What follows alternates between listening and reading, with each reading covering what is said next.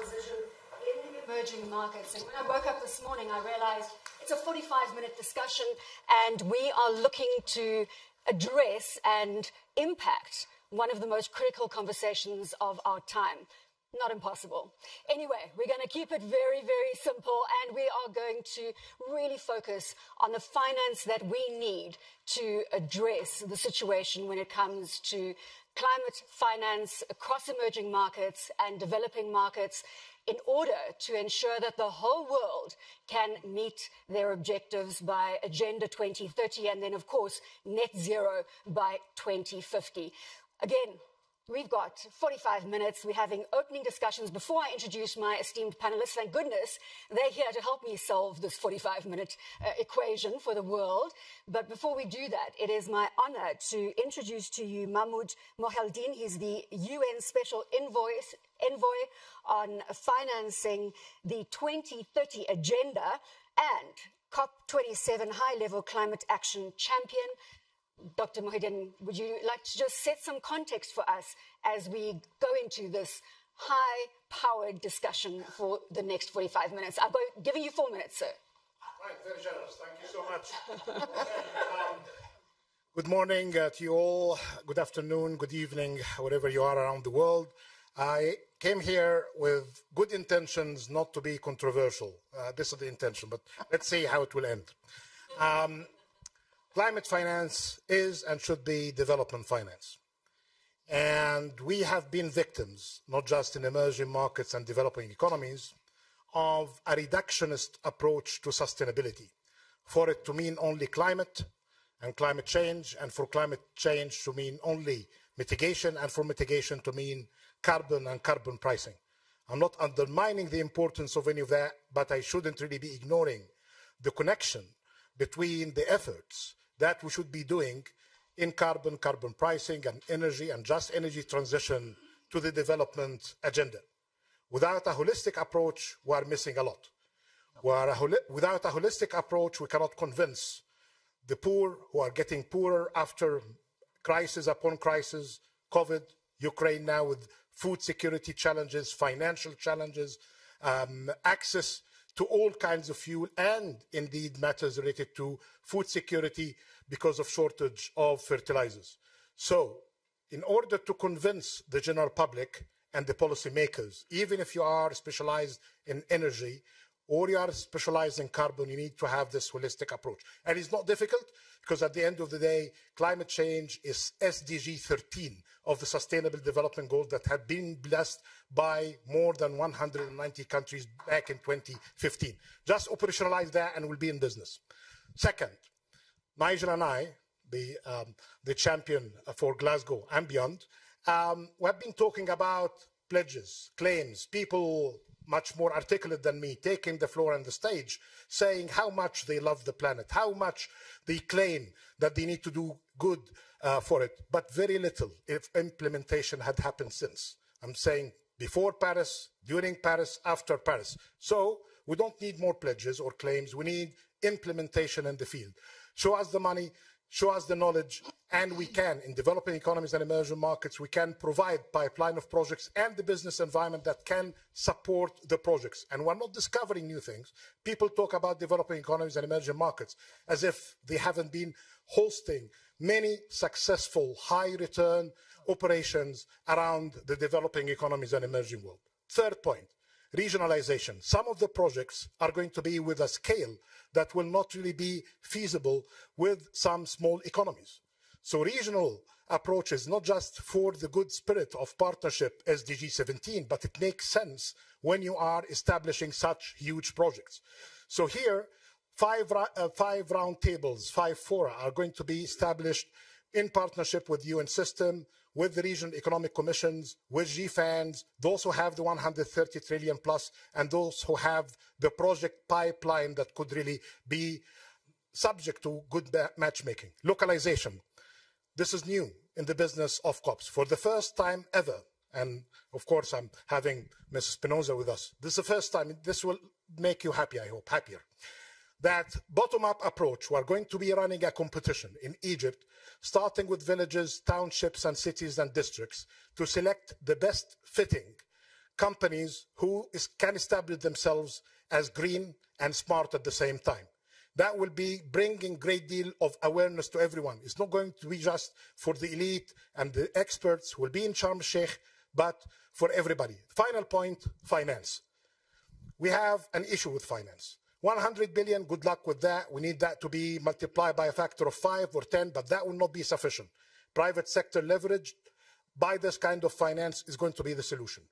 Meanwhile, it is, I would say, criminal to ask countries to buy their energy with high commercial debts and returns. I'm glad, Dr. Gabriel, you are now on the finance side. I'm going to give you 10 seconds. I said I was going to be strict with time. So the solutions is going to be either grants or concessional loans or investment that will bring know-how and knowledge with them. Opportunities are there. Partnerships could be established, and there are many good models in the field that we can build on them. Thank you so much. Thank you so much, sir. Right. And now let me introduce to you my esteemed panel. I've got Patricia Espinosa. She is the Executive Secretary of the UN Framework Convention for Climate Change. We have Paddy Padmanathan, who's Vice Chairman and Chief Executive Officer of Aqua Power. We have Minister Mameloko Kubai, who is Minister of Human Settlements, South Africa, and Arifin Tasrif, who's Minister of Energy and Mineral Resources in Indonesia. Thank you very much. Now, we've got a very big agenda to fulfill. And Patricia, let's start with you. I mean, this has been your life for many, many years. I go back to May 2016. You took on this position as Executive Secretary. How are you feeling as we are 8 years away from 2030 and we have deficits all over the place, especially in the financing arena? Well, definitely we are still lagging behind. Climate change is outpacing us in a way that we didn't even imagine just a few years ago. And finance is no doubt one of the key issues that can and should be put on the table in order to make the difference. I say very frequently that this generation, the generation of decision makers now, have the rare opportunity to change the course of the history of humanity. And this is a very, very important moment because it's changing the history towards a resilient, a world where everybody can thrive and have opportunities, or a world where we will see much more destruction, loss of lives, loss of livelihoods, more poverty. Mahmoud was talking about the SDGs, and yes, climate change is one of the SDGs, but at the same time, climate change is related to almost all of the SDGs. So there's no doubt that climate change is at the center of development. And so it has to be included when we try to define policies on transportation, on agriculture production, on, in general, land use. Patricia, you made a comment. I've been watching many of your engagements in public forums, and you made a comment that there is a lot happening. So when we sit here and we have these discussions and we think it is just talk, actually, no, there's a lot happening behind the scenes. Perhaps just a quick statement on that before I bring Paddy. Yes, there is a lot happening, and I think there are very just amazing examples of human ingenuity and capacity to improve the situation. And even, I would say, there are some solutions that don't even require a lot of resources. But the truth is that we need to scale up and accelerate the deployment of those technologies, especially in energy, in the transition towards new and renewable energy, but in all of the fields. So the key, obviously, is the climate transition in emerging markets. Now, I would say that we can't have that conversation in isolation. In fact, we should have all of the presidents of the developed world in this room in terms of closing the financing gap. Paddy, I come to you. We're looking at $150 billion going into emerging markets on an annual basis right now. Ladies and gentlemen, we need $1 trillion on an annual basis to close the financing gap. Paddy, to you. Thank you. So that 1 trillion is there. It can be accessed. And let me start off by what you pointed out. A lot is happening. The challenge is it's happening very fast, and we're not able to, even we who are involved with it, are not really understanding and grasping the value of it. So just a quick sort of summary of it. Just in the last, about 7 years ago, those of us, in fact, and in many cases even now, for those of us in the developing world, emerging markets, whatever you want to call it, who have access to electricity, that electricity is really costing anything from $200 to $300 a megawatt hour. Just keep that number in mind. Just today, we are starting to deliver. So it's happening over the last few years. At $30, look at the difference when the sun is shining and when the wind is blowing.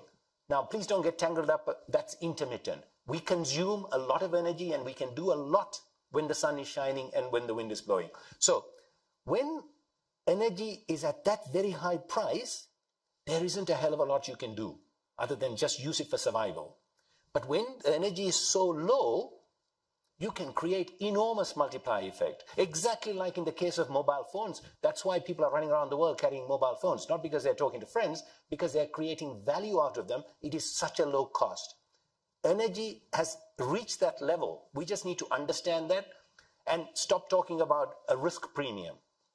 So dealing with the financing, so today, of that 150 billion, most of it, 80% of it, is coming from IFIs, multilaterals. The equity part, the 20%, is coming pretty much from the private sector at a premium. We know, we accept that the cost of money going into a developing world is 6 times the cost of money that is used in the developed world. But it is the IFIs who are charging that 6 times, because it is them who are providing bulk of the debt.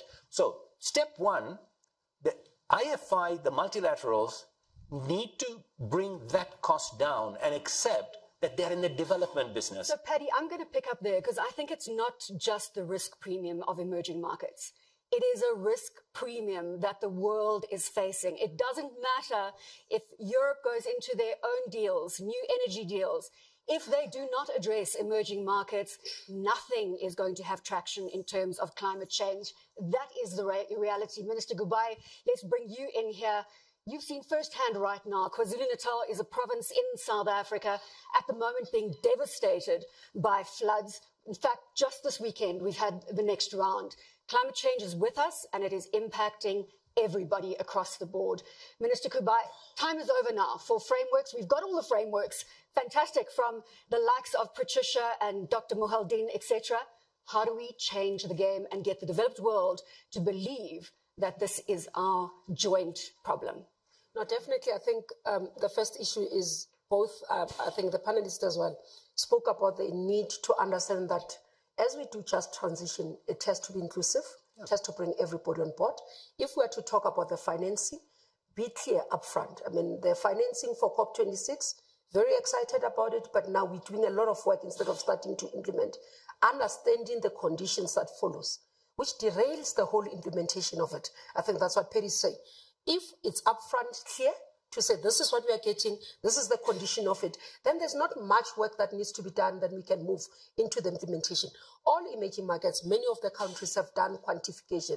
I mean, those who are here interested, I've got my DBSA, which is Development Bank of South Africa, who are here, released a book, quantified how much we need. So we're clear on what we need to do and how much we need. Therefore, it's very easy. It's not an issue that's what you're saying. It's not an issue that we're still wanting to understand. Yeah. We know what needs to be done, and we've got to do it. We know how much we need and where we need to put the resources. And therefore, the talk shop has to end, and we have to get into action. But it has to be collaborative efforts, both public, private, and civil society has to come on board so that all of us can ensure that we do not see the devastating that we are seeing. I mean, we get to bear the brand as emerging markets, as you say. We have a beautiful city that is currently being ravaged by the floods and many people being displaced.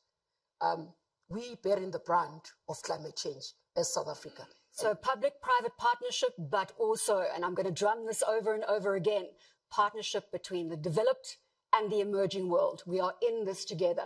Minister Tasrif, from Indonesia's perspective, you have set very stringent objectives in meeting Agenda 2030. Perhaps you can give us an indication of the traction that you're having there, sir. Well, we have quite a tight schedule in order to reduce our emission in the country. Our target is to reduce 400 million tonnes by 2030. We do prepare such kind of plan of action, how we are going to do that. So it needs such kind of big support, again, like it was mentioned before. We need support of technology, we need also support of competitive finance. Yeah. We prepare our roadmap up to 2060, where our target is to reduce the emission by 1.5 gigatons of equivalent. And again, to reach that, the money that will be required to support us is more than $1 trillion US. We have a huge source of renewable clean energy in the country. We need to build such kind of infrastructure in order to utilize them, to send from the source to the market. We want to make our industry green. Yeah, we want to make a big participation on emission reduction in the world. So we would like to collaborate with all parties which having the technology, which having the access of finance, to work together with us to achieve the goal by 2060 or even faster than that. Minister Tasrif, you have the G20 presidential delegation arriving in Indonesia in October, and then, of course, they go to India in 2023. Come October, what are you asking the G20? Well, in our G20 member itself, we have to finalize the target of every countries when they are going to reach the year of net zero emission. And that all among the G20 countries, we have to be clear about the programs, about the technology, about the finance. So we can share priorities, etc. You know, the G20, they share for more than 80% of the emission in the world.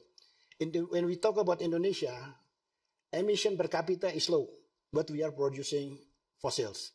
Yeah, we are willing to reduce it. We plan, we do in-house activity to reduce that. Yeah, as for the time being, for instance, that we reduce the risk of forest firing. Yeah, we successfully reduced 80%. So that's why last year we reached the number of 80 million tons of CO2 that we can contribute to be reduced. And great, Minister Tasrif, to see that the money being raised is being put to effect and certainly impacting climate transition. Patricia, I want to come back to you. We raised, as the world, $15 trillion US for COVID-19 in emergency relief. Yes. Just $15 trillion. Click of a finger. We're saying now, and let me give this number to you another way, that we need to increase climate finance 600%, it's 590% on an annual basis to reach Agenda 2030. We're not even talking about 2050. Let's just get to 2030. So again, I come back to climate finance, and if you were able to make one decision right now, would it perhaps be to punish those that don't behave and to reward those that do? Because I can only see that as the solution here. Well, you know, the multilateral system is about cooperation. It's about really getting... No punishment. No punishment. It's about getting on the boat for the well-being of all and understanding that the well-being of one part of the puzzle is really the well-being of all of them.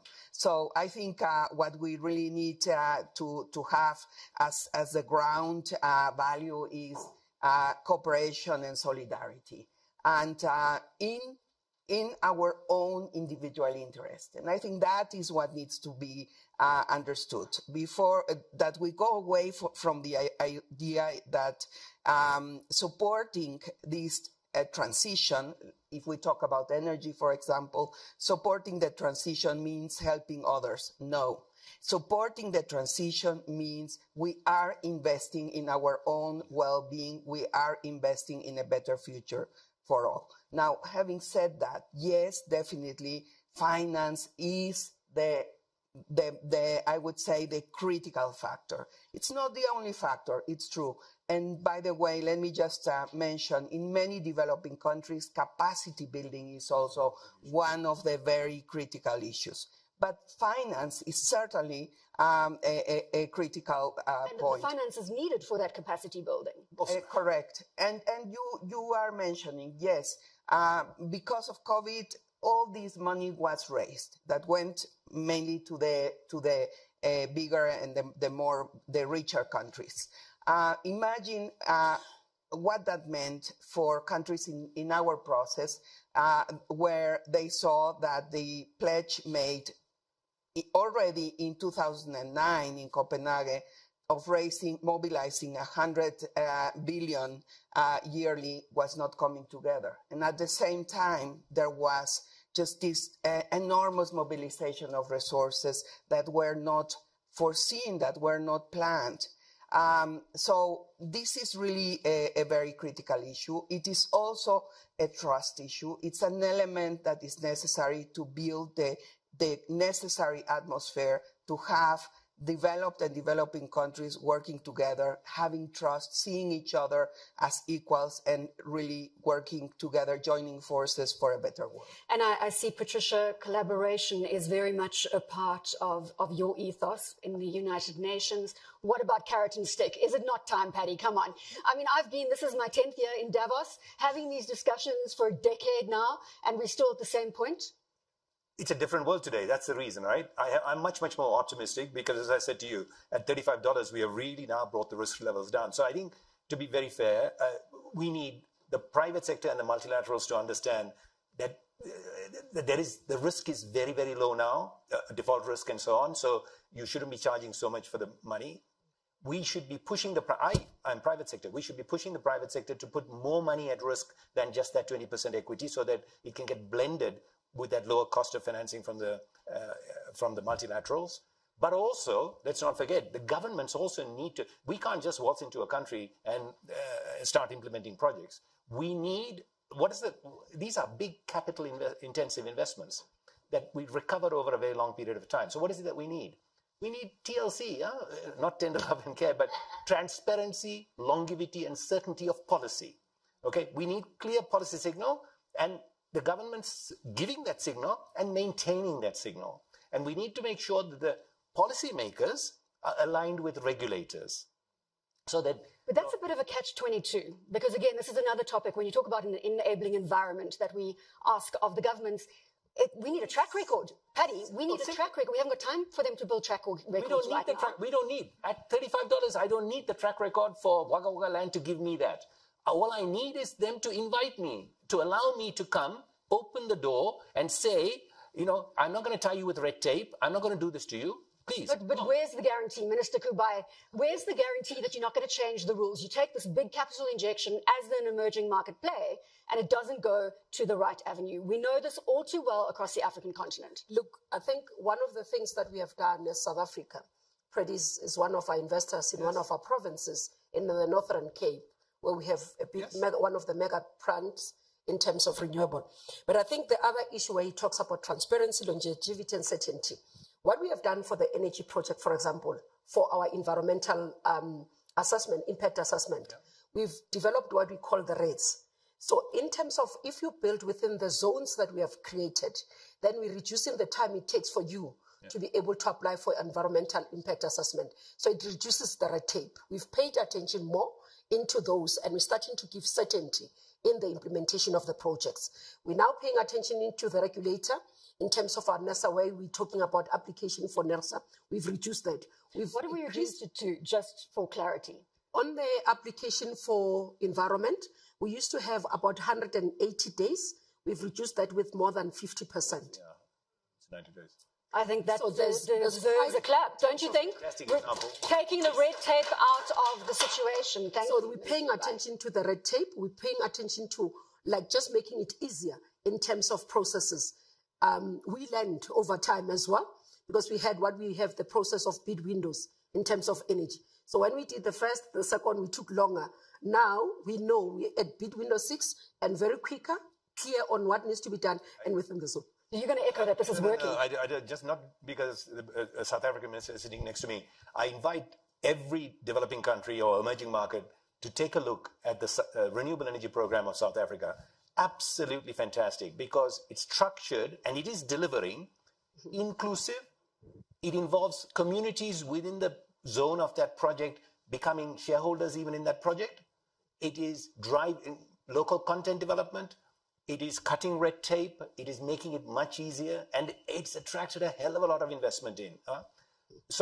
And it is delivering very competitively priced energy. So you can do it. It's not rocket science. As I keep saying, private sector is very, very good at doing most things, including following the rules if you set the rules right. And I just want to assure you that this isn't actually a setup, because I had a hand in the seating and I didn't know that Aqua Power had this relationship with Minister Kubai. So this is completely a very, very circumstantial. He didn't know either. Minister Tasrif, let's talk about this trust between the developed and the developing world. Again, bringing this back to the issue of we need the developed world to help finance climate transition in emerging markets. You're also invested in Indonesia, by the way.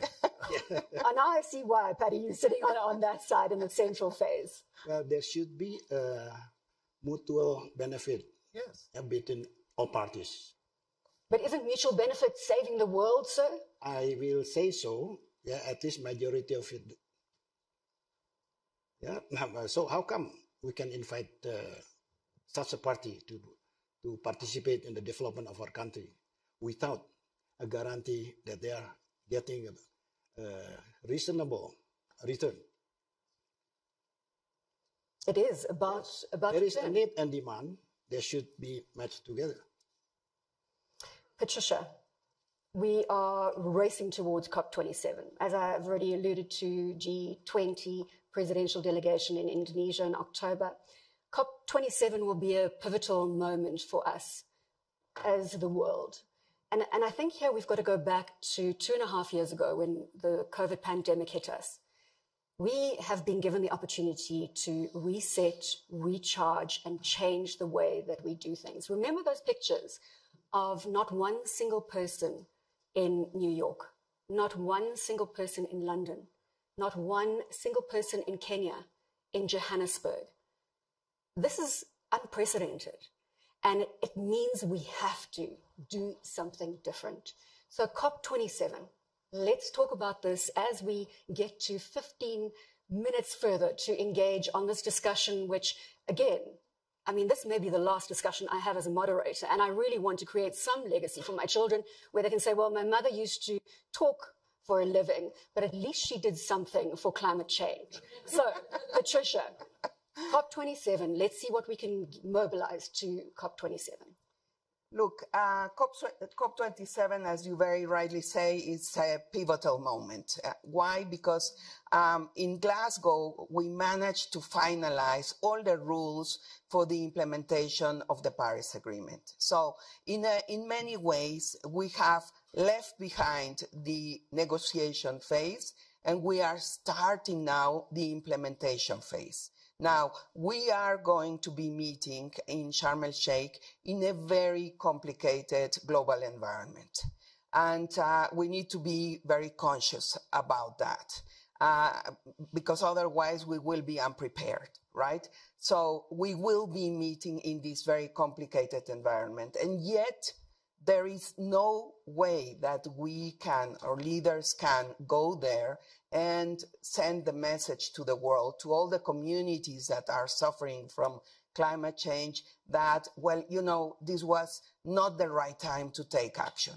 we need to be able to show that there is progress towards full implementation. And as the minister was saying, we have the plans, we have all those nationally determined contributions. Yes, some of them can be improved. Many have not even been started in being implemented.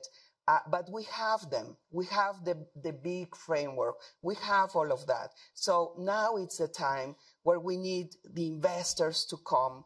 Yes, you are right. Also, the governments to look at themselves and say, okay, what is it that I need to change in order to be able to attract these investments? We need the IFIs also to look at their own policies and their decision-making processes.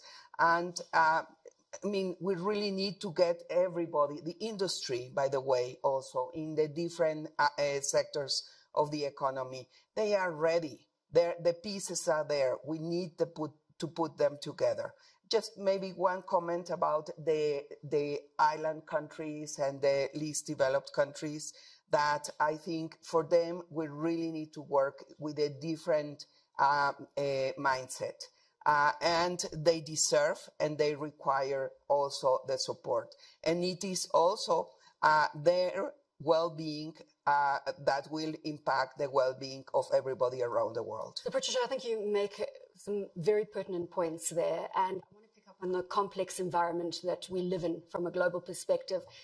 Just last week, I hosted the African Development Bank joint meeting of finance ministers and agriculture ministers aimed at an emergency solution for the food crisis that is looming. Now, we don't know the impact of COVID-19 yet. It's too early to have any real indication of how COVID-19 has derailed climate finance. But as you say, a complex world. We've now got the food crisis. So how do we ensure that we don't get derailed with these short-term issues and really lose focus, that this longer-term issue needs to be addressed in tandem? We cannot take money away from climate finance to deal with emergency situations. It needs to be done as a holistic solution. Paddy? Yeah, well, look, I mean, so 150 billion is going into the developing world for climate. We're spending trillions on. So we're not going to take money away, by the way. What I think we need to do is to continue to focus on showcasing what is really being done, what can be done, what the progress that is being made, and continue to push the private sector to blend and multiply the amount of money that is already available out there. So today, the challenge, as I keep saying, is about the kind of lack of understanding of what is possible, what can be done, what is being done.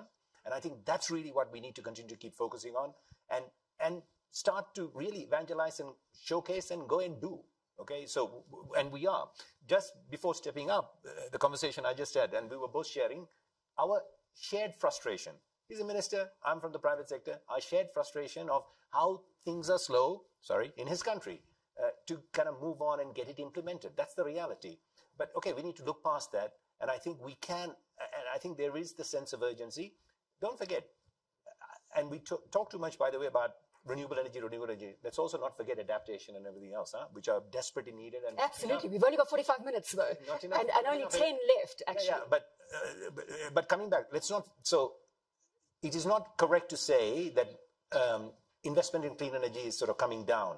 So last year, 290 megawatts of new renewable energy capacity got installed in the world. Fully expecting 320 megawatts, okay, this year. So it is. It's not coming down, but the rate at which it's going up, Paddy, is reducing significantly. We're now at about 10% increase on an annual basis. Much faster. Minister Kuba, I want to bring you to COP27. As South Africa going into COP27, how are you going to make that forum count? What we need to do is to make the financing accessible and conditions favorable. Yeah. Because unless we sort that out, it's not going to make us going anywhere. So we're seeing the commitment. We are hearing about the amount of money that is available. But are the conditions favorable? Is it something that we can work with as countries? Because that's what is becoming an impeding. The fact that we are talking about COP27, we had COP26, we had commitments, they have not been implemented. When you say make the conditions favorable, unpack that for me. Make the condition, for example, if you are to do grants, be clear in what amount you're putting on grants, what amount you're putting on loans, what amount you're putting on... So it's the regulatory framework, effectively. Framework, because, for example, and because it has to be within that country. For example, we had intention of utilizing the money that has been made available to us. It contradicts our conditions in the country, the laws of our country. So it's difficult. Minister of Environment comes back and says, I've managed to get this. Minister of Finance says, hang on, you can't. You know, because the conditions that you are carrying the money is not what we agree to. It's putting a burden to the state, it's putting the burden to the fiscus. And that's what is important in terms of the conversation, because otherwise we talk about financing, and therefore we leave conversation thinking that money is accessible, money is available. And it can't be money that is going to put countries, especially poor countries and developing countries, to long-term debts. It's not sustainable. Minister Tasrif, if we look at your portfolio as Minister of Resources and Energy in Indonesia, and you've got to balance that with the Minister of Agriculture in Indonesia, who now is facing this looming food crisis, how do you ensure that the spend remains equitable, that you keep focusing on climate finance, on energy, on renewables, as well as provide for emergency situations like the looming food crisis? Well, of course, we should, first of all, I would like to make it clear up again. We are not frustrating. We both have to proceed with this. Yes, yes, you are my partner, and then we work together. We will support all the things to achieve the goal. Yeah. Glad we could have that bilateral meeting right here. Okay. Well, as Indonesia itself, well, recently we have excess capacity of energy. Yeah, this is the thing that we have to overcome. How can we reduce the fossil energy source and bring the renewable to come? This is the issues that Paddy mentioned earlier, and we have a program how to make early retirement. There is a ETM process right now being carried on. Hopefully, we can conclude within this year. It will show, yeah, the collaboration, the support of financial institution, yeah, to us in order to accelerate to bring more contribution to reduce the emission. So if this thing happen, it might happen also to others. So I want to take a moment just to pull from the audience, and we've got Samaila Zibaru, who is here from Africa Finance Corporation. We talk about development finance institutions. I'm going to ask for that mic, please, to be handed to Samaila. It's just on the table there. Thank you very much. And if we could get your thoughts, Samaila, on coming back, you know, we're 7 minutes to close. Coming back to mobilizing finance, it's been a discussion point. You've heard Paddy say we need to have accessible financing at low rates. Can I get your input here, sir? Thank you very much. I think I would like to take us back to this real situation in Africa, you know, because we have the real transition for us in Africa is really how to get more energy. Because right now we are at about 180 kilowatts per hour. You know, most parts of the world, 6,000, 12,000. Yeah. You know, so that means that there is no emission per se. Especially if you consider the fact that certain African countries, like South African Republic, is absorbing more than they emit. So the real part for us is how do we save the forests that we have in Africa? Because they are the carbon sinks of the world. How do we give basic Africans better alternatives than firewood for cooking? Yeah. How do we finance natural gas, LPG, and other such mechanisms that will conserve the forest? The forests are already absorbing most of the carbon dioxide of the world. We know that emissions have no borders, so the African forests are already absorbing carbon. So we need to conserve those forests. The second thing we need to look at is Africa's population is growing. So as we grow, we need to look at renewable sources of energy. Yeah. We need to look at solar, wind, hydro, to the extent possible. We also need to look at natural gas as well, as a transition fuel, like everybody else in the world is doing. But we need financing for that to come true. So, for example, we used to get ECA financing for most natural gas projects, but we don't get that anymore. That goes to only OECD countries. So we need to look at that again and see how we can have more export credit financing for Africa. And to his point, the interest rate is just too high. It's just too high. We need to find a way of bringing it down, especially because we know the default rate is much lower than anticipated. But more importantly, how Africa can help in the energy transition is that we need to stop these ocean-going voyages that go take raw materials from Africa to Asia and Europe for processing and then bring back to Africa. That has to stop. So ocean-going voyages are the 6th highest emitter in the world today, and we need to reduce that. Then, of course, we need to build more resilient infrastructure. Our infrastructure... I'm cognizant now that I'm almost into the close of our debate. I think you've given us a huge amount to think about as we go into final comments. And I want to bring it back to climate transition in emerging markets, where we started. As I said, I really need to make this conversation count for my children, and the next 4 minutes are in your hands. So, Patricia, let's talk to one of the points that you want to drive home, and let's make this conversation for the developed world, for the ears of the developed world, because we know that's where the money sits.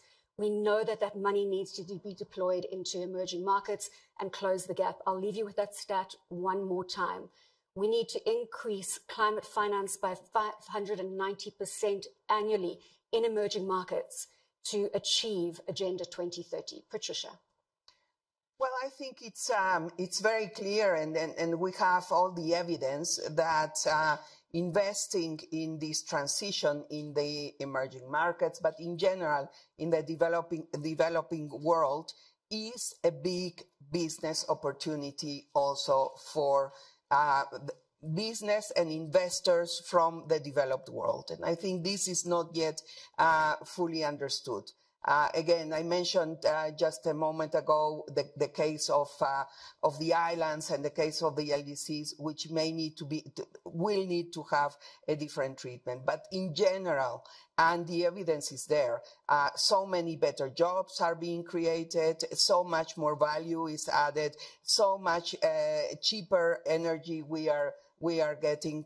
So I would say that this is, to me, the big message I would like to get. 3 minutes, 1 minute each, Paddy. Right across the emerging markets, sun shines every day, even in the middle of nowhere.